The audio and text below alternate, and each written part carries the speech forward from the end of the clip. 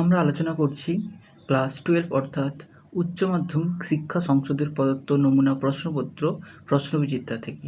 আগের দিন আমরা 20টি প্রশ্ন আলোচনা করেছিলাম প্রথমে। আজকে আমরা পরবর্তী 20টি প্রশ্ন আলোচনা করব। তো প্রথম প্রশ্ন হচ্ছে, সল্ট 2 স্বাক্ষরিত হয় কত সালে? প্রথমে জানতে হবে সল্ট SALT এটি কি। সল্ট হলো স্ট্র্যাটেজিক আর্মস লিমিটেশন ট্রিটি।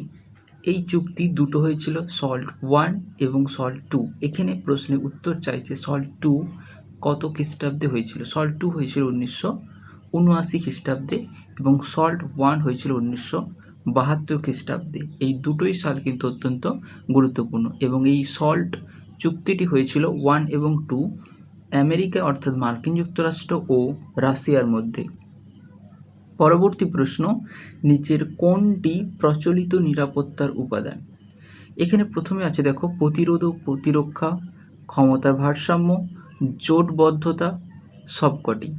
এই যে প্রথম তিনটি রয়েছে, ক্ষমতার ভারসাম্য, জোটবদ্ধতা, প্রতিরোধ ও প্রতিরক্ষা, এই সবকটিই হলো প্রচলিত নিরাপত্তার উপাদান অর্থাৎ প্রচলিত নিরাপত্তা ব্যবস্থার উপাদান। সেটাকে আমরা সাবেকি নিরাপত্তা বলি বা ট্র্যাডিশনাল সিকিউরিটি বলতে পারি। সিকিউরিটি অর্থাৎ নিরাপত্তা দুই প্রকার, ট্র্যাডিশনাল, নন ট্র্যাডিশনাল, এগুলো সবই ট্র্যাডিশনাল সিকিউরিটির মধ্যে পড়ে।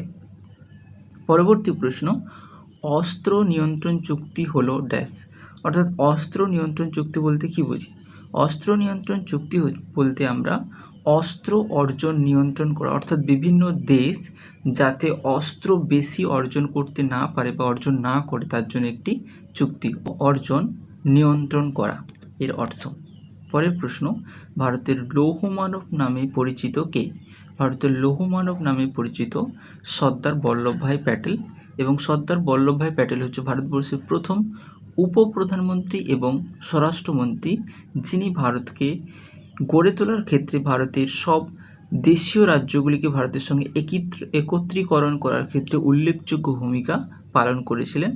এবং আমি বললাম সর্দার বল্লভভাই প্যাটেল ছিল ভারতবর্ষের প্রথম উপপ্রধানমন্ত্রী এবং স্বরাষ্ট্রমন্ত্রী।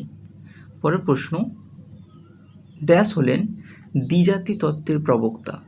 দ্বিজাতি তত্ত্ব হচ্ছে দুটো জাতি ভাগ করে দেওয়া, অর্থাৎ দেশকে যিনি ভাগ করেছিলেন হিন্দু এবং মুসলিমে, সেটি দ্বিজাতি তত্ত্ব নামে পরিচিত। এই দ্বিজাতি তত্ত্বের ভিত্তিতে পাকিস্তান রাষ্ট্রটি গড়ে উঠেছিল। এই দ্বিজাতি তত্ত্বের প্রবক্তা ছিল মোহাম্মদ আলী জিন্নাহ, যার নেতৃত্বে পাকিস্তান রাষ্ট্রটি গড়ে উঠেছিল এবং ভারত ভাগ হয়েছিল। পরের প্রশ্ন, রাজ্য পুনর্গঠন কমিশন তৈরি হয় ড্যাশ সালে, অর্থাৎ কত সালে? রাজ্য পুনর্গঠন কমিশন তৈরি হয় 1953 সালে। এর সঙ্গে আরও মনে রাখতে হবে, এই রাজ্য পুনর্গঠন কমিশনের সভাপতি ছিলেন ফজল আলী, এটাকে অনেকে ফজল আলীও বলে। তার সঙ্গে আরও মনে রাখতে হবে যে রাজ্য পুনর্গঠন কমিশন তৈরি হয়েছিল 53 সালে, রাজ্য পুনর্গঠন আইন পাস হয়েছিল 1956 সালে। পরবর্তী প্রশ্ন, ধর্মীয় সংখ্যাগরিষ্ঠতার ভিত্তিতে বিভক্ত হয়েছিল কোন দুটি রাজ্য? ধর্মীয় সংখ্যাগরিষ্ঠতার ভিত্তিতে বিভক্ত হয়েছিল পাঞ্জাব ও বাংলা, অর্থাৎ উত্তর হবে পাঞ্জাব ও বাংলা। এই দুটি রাজ্য ধর্মীয় সংখ্যাগরিষ্ঠতার ভিত্তিতে দেশভাগের সময় বিভক্ত হয়েছিল। পরের প্রশ্ন, হরিয়ানা ও হিমাচল প্রদেশ পৃথক হয়েছিল কোন রাজ্য থেকে? হরিয়ানা ও হিমাচল প্রদেশ পৃথক হয়েছিল পাঞ্জাব রাজ্য থেকে। এরপরে রয়েছে, সর্বপ্রথম দল ব্যবস্থার উদ্ভব ঘটে কোন দেশে? দল ব্যবস্থা মানে আমাদের সিলেবাসে যে দল ব্যবস্থা রয়েছে, এই দল ব্যবস্থা যেমন একদলীয় ব্যবস্থা, দ্বিদলীয় ব্যবস্থা, বহুদলীয় ব্যবস্থা আর প্রভুত্বকারী দলীয় ব্যবস্থা, এই যে দলীয় ব্যবস্থা রয়েছে, এই দলীয় ব্যবস্থা কোন দেশে প্রথম উদ্ভব ঘটেছিল? এটি উদ্ভব ঘটেছিল ইংল্যান্ডে। ইংল্যান্ডে প্রথম দলীয় ব্যবস্থার উদ্ভব ঘটে। এরপরে রয়েছে, ভারতীয় দল ব্যবস্থা সাংবিধানিক স্বীকৃতি পায় কত সালে? সাংবিধানিকভাবে অর্থাৎ আমাদের সংবিধানে এই দল ব্যবস্থার স্বীকৃতি পেয়েছিল কত সালে? এটার উত্তর হবে 1985 সালে দল ব্যবস্থার স্বীকৃতি পায় 1985 সালে। DMK দাবির মুন্নেত্রা কাজাগম, এটি একটি রাজনৈতিক দল। এই রাজনৈতিক দলটি কোন ধরনের বলছে? এই রাজনৈতিক দলটি হচ্ছে ভাষাভিত্তিক দল, অর্থাৎ এই রাজনৈতিক দলটি ভাষাকে কেন্দ্র করে নিজেদের নির্বাচনে প্রতিদ্বন্দ্বিতা করে। এছাড়াও তামিলনাড়ুতে আরও কিছু রাজনৈতিক দল আছে যারা ভাষাভিত্তিক রাজনৈতিক দল, যেমন AIADMK। ডিএমকে মানে দাবির মুন্নেত্রা কাজাগম, এরা ভাষাভিত্তিক দল, তামিলনাড়ুতে রয়েছে। পরের প্রশ্ন, রাজনৈতিক দলগুলিকে নির্বাচনী প্রতীক চিহ্ন দেয় কে, বা কারা নির্বাচনী প্রতীক চিহ্ন দেয় প্রত্যেকটি রাজনৈতিক দলকে? রাজনৈতিক দলগুলিকে নির্বাচনী প্রতীক চিহ্ন দেয় নির্বাচন কমিশন, অর্থাৎ নির্বাচন কমিশন যে কোনো রাজনৈতিক দল তৈরি হলে সেই রাজনৈতিক দলকে স্বীকৃতিও দেয় নির্বাচন কমিশন এবং সে রাজনৈতিক দলের প্রতীক চিহ্ন প্রদান করে নির্বাচন কমিশন। পরের প্রশ্ন, ভারতের দলত্যাগ বিরোধী আইন পাস হয় কত সালে? দলত্যাগ বিরোধী আইন বলতে অনেক রাজনৈতিক নেতা আছে যারা ভোটে জেতার পর এক দল থেকে অন্য দলে চলে যায়। এই দলত্যাগ বিরোধী আইন পাস হয়েছিল এক সময়, সেই সময়টা ছিল 1985 সালে 52তম বা 52nd অ্যামেন্ডমেন্ট অ্যাক্টে, অর্থাৎ 52তম সংবিধান সংশোধনে এই 1985 সালে দলত্যাগ বিরোধী আইন পাস হয়েছিল। এরপরে রয়েছে ভারত সিটিবিটিতে স্বাক্ষর করে 1974 সালে, 1975 সালে, 1982 সালে, এখনও স্বাক্ষর করেনি। এই প্রশ্নটা ভালো করে আমাদের পড়তে হবে যে সিটিবিটি মানে হচ্ছে কম্প্রিহেন্সিভ টেস্ট ব্যান ট্রিটি। এই চুক্তিটি হয়েছিল 1996 সালে। এই চুক্তিতে ভারত এখনও স্বাক্ষর করেনি, অর্থাৎ উত্তর হবে ডি। এই চুক্তিতে ভারত এখনও স্বাক্ষর করেনি। এনপিটিতেও স্বাক্ষর করেনি, কিন্তু ভারত একমাত্র পিটিবিটি অর্থাৎ পার্সিয়াল টেস্ট ব্যান ট্রিটি এই চুক্তিতে স্বাক্ষর করেছিল।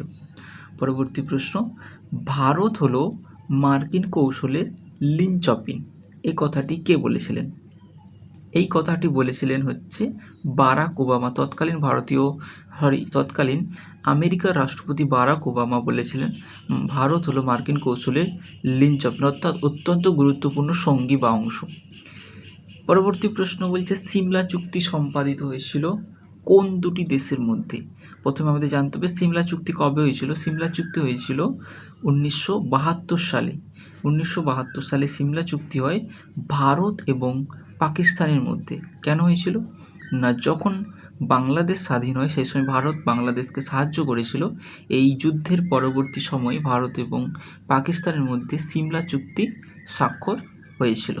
এই সময় ভারতের প্রধানমন্ত্রী ছিলেন ইন্দিরা গান্ধী। পরবর্তী প্রশ্ন, 1-2-3 চুক্তি অর্থাৎ 1-2-3 এগ্রিমেন্ট, এটাকে আবার অসামরিক পারমাণবিক চুক্তিও বলা হয়। এই অসামরিক পারমাণবিক চুক্তি বা 1-2-3 এগ্রিমেন্ট ভারতের সঙ্গে কোন দেশের হয়েছিল? প্রথমে আমরা জেনে নিই যে এই 1-2-3 এগ্রিমেন্ট কবে হয়েছিল। এটি হয়েছিল 2008 খ্রিস্টাব্দে। কোনো বইয়ে 2007 খ্রিস্টাব্দে দেওয়া থাকতে পারে, কিন্তু 2008 খ্রিস্টাব্দটা হচ্ছে সবথেকে সঠিক অ্যান্সার। এবং এই চুক্তি রয়েছিল ভারতের সঙ্গে আমেরিকার। মানে 1-2-3 চুক্তিকে অনেকে অসামরিক পারমাণবিক চুক্তিও বলা হয়। এটি হয়েছিল 2008 সালে আমেরিকার সঙ্গে ভারতের। পরবর্তী প্রশ্ন, ভারত সর্বপ্রথম পারমাণবিক বিস্ফোরণ ঘটায় কত সালে? ভারত মোট দুবার পারমাণবিক পরীক্ষা করেছিল।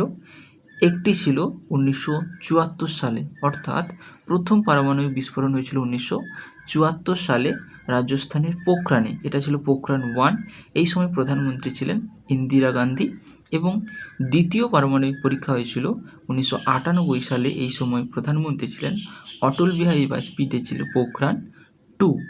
এবং এই দুটি পারমাণবিক পরীক্ষার সময় কোড নাম বা সাংকেতিক নাম দেওয়া ছিল। প্রথম পারমাণবিক পরীক্ষার সাংকেতিক নাম ছিল স্মাইলিং বুদ্ধ, এবং দ্বিতীয় পারমাণবিক পরীক্ষা যেটি হয়েছিল 1998 খ্রিস্টাব্দে, তার সাংকেতিক নাম ছিল অপারেশন শক্তি। পরের প্রশ্ন, শ্রীলঙ্কায় ভারত শান্তি বাহিনী পাঠিয়েছিল, এটি কবে পাঠিয়েছিল? এই শ্রীলঙ্কায় ভারত শান্তি বাহিনী পাঠিয়েছিল 1987 সালে, এবং এই সময় ভারতের প্রধানমন্ত্রী ছিলেন রাজীব গান্ধী। রাজীব গান্ধীর নেতৃত্বে ভারত শ্রীলঙ্কাতে শান্তি বাহিনী পাঠায়। একটি জঙ্গি গোষ্ঠী LTTE, liberation Tigers of Tamil LM, এই জঙ্গি গোষ্ঠীকে নির্মূল করার জন্য বা এই জঙ্গি গোষ্ঠীর বিরুদ্ধে সংগ্রাম করার জন্য ভারত নিজেদের সেনাবাহিনী পাঠায়, যেটি শান্তি বাহিনী নামে পরিচিত। শ্রীলঙ্কায় পাঠিয়েছিল 1987 সালে। পরবর্তী এটা নিয়ে অনেক সমস্যা দেখা দিয়েছিল।